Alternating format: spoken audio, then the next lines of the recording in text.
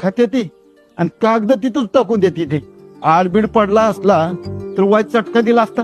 नाही त्यापरच मी डॉक्टरला बोलवते. मी बागलेवाडीत बोलते.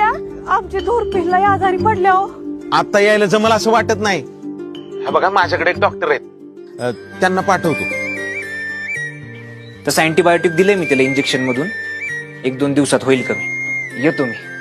मागणं थांबवणार कोणी असलं की पुढे जाऊ नये माणसानं.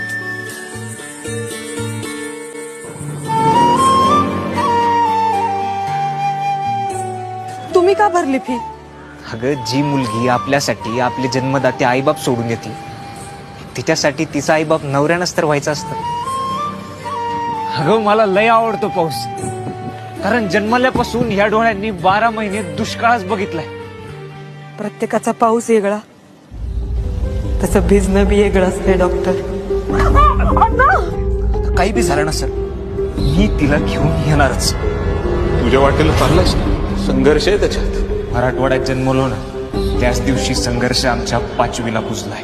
रोजगाराला गेलेला बापाच्या फाटक्या बन्याने आणि आईच्या डोळ्यात एवढंच काय ते पाणी बघितलंय. ती कुठं आहे तिथं पण जाण्याचा प्रयत्न करू नकोस रे. तिच्यावर नजर ठेव.